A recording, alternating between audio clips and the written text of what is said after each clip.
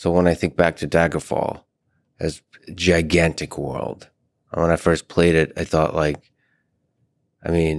you're just struck by the immensity of it. Right. The immensity of the possibility. When you're young and you look into your future, it's wide open and you can do anything.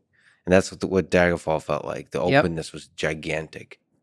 And Daggerfall is interesting coming off Arena, where Arena does the same thing, but Daggerfall in many ways is bigger, despite focusing on an area because of how the density of, okay, this is how much physical game space we'll do for these villages and towns. And it does feel endless, even though you're looking at a map that has constraints. And Daggerfall actually was a touchstone for us going into Starfield for how we do the planets, because there's a different kind of gameplay experience when you just wander outside a city in Daggerfall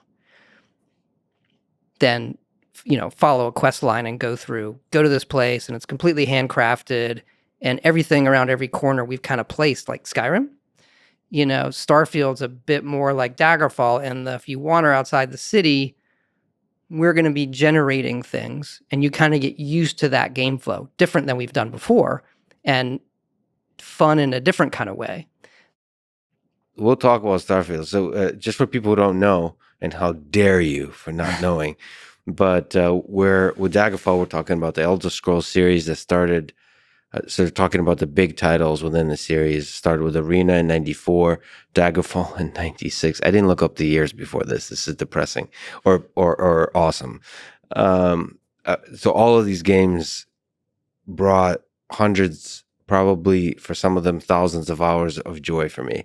So Arena, Daggerfall, Morrowind, Oblivion, and Skyrim. So I don't remember Arena being that open world.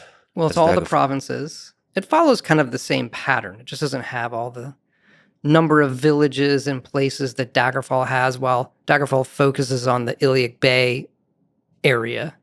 Arena does it all. It just changes the scale in terms of, one block on the map equals this much space. There is something that, I'm speaking to anecdotal experience, but I just remember it feeling wide open, Daggerfall. It definitely was, yes. In the way Arena didn't. I don't remember.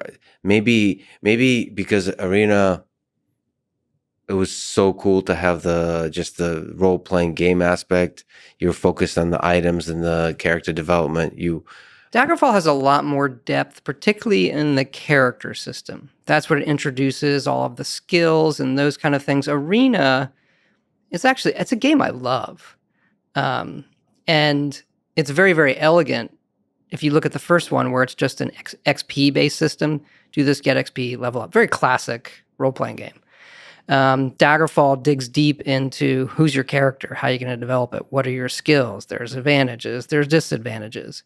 And the environment going full 3D from Arena, which is actually like a 2.5D Doom-style engine, that I agree with you that Daggerfall feels like there's more possibilities when you're playing it. Were you able to look up to the sky in Daggerfall? Yep. My memory it's full 3D, yeah. So that's what full 3D means. And then you can go outside the city? You can walk outside the city. You can do that in Arena too, but it looks more fakey, right? It's all going to be a flat plane. Here comes things, and then a dungeon entrance is a 8-bit. Here comes a little flat coming at the camera.